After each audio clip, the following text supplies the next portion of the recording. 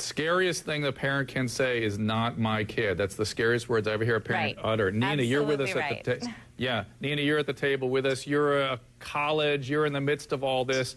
You're at an ivory tower. You're at an institute of higher education. Is it going on even there?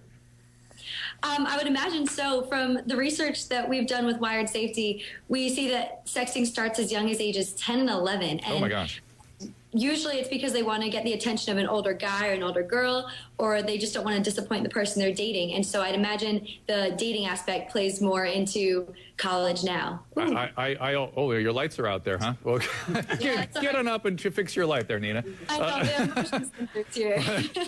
But just hearing you say dating and then refer back to a 10 or 11-year-old makes me shudder. And I wonder if some of the ones that are doing the texting are high-risk youth. Mark, I'm going to take that back to you. Are these already kids who are in other kinds of trouble? Oh, yeah. A lot of times, a child involved with pornography at a young age, that's a telltale sign. I mean, that's something that we need to watch and definitely address. And they also, when I hear different members of your panel start talking about this stuff, they don't understand the consequences, and they say the study. Well, who created the pool? Yeah. A bunch of college students getting their friends together to create a pool? It's ridiculous, okay? Let's talk to the experts. Let's talk to the criminal defense attorneys, the judges, the prosecutors. Let them frame a go plan. Let them be the point of the spear, not a psychologist that's sitting here coming up with some ideas based on a... I might beg to argue with you on that, but let me ask you this, because this is more of a First Amendment issue for you.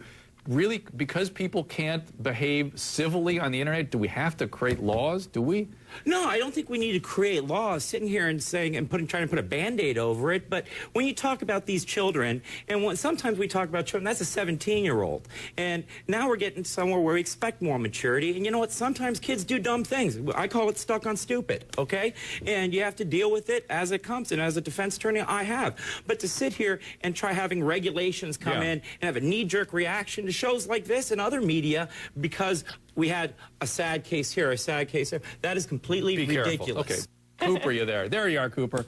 You talk to a lot of young people. How do we get people to stop doing this?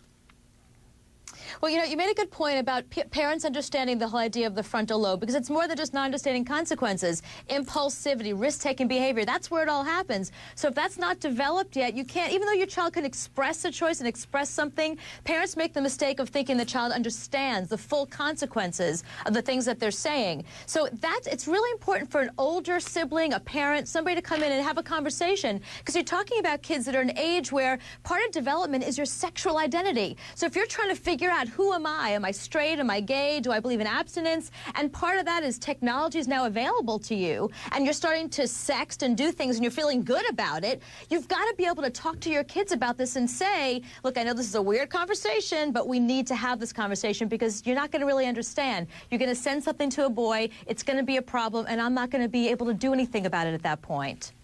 Well, and also I would say not just talking, because as we both agreed, the frontal cortex isn't working so well, so you have to create consequences as well. When we come back, more on sexting, and later we're going to be addressing what we talked about before, praying the gay away, we called it. We had an incredible response from you about this last week, so watch this as we go to break.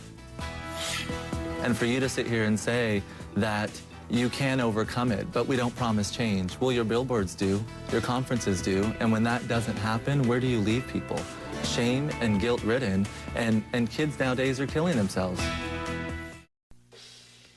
We are talking sexting. Why are teens doing it? Should it be a crime? Research shows us that 39% of teens, they have sent images or sexy messages. Ali Pereira was 16 when she sent her boyfriend a topless photo, and she says the mistake turned her life into a living hell. So, Ali, I got a ton of questions for you, my dear. So, first up, I guess people out there are wondering, what were you thinking when you did this, and what was your motivation? Well, it was entirely impulsive. He had just texted me. We had broken up for 2 months, and he said, you know, I'll get back together with you if you send me a naked picture. So acting, I guess, like a teenager, I thought that I was going to marry him because we were 16. I thought we were going to be together forever. So me and my 2 best friends, we just said, oh, let's just do it. And we took it and we sent it, and we didn't think anything about it at all. And what happened? By the next day, he had sent it to every single person in his contact list. And it went throughout the entire school. Teachers got it, parents got it, my brother got it. And what happened to you as a result of all this? Well, I was called hoe or slut on a daily basis in the hallways. A girl stood on a table in the cafeteria and screamed "Allison Fair is a slut."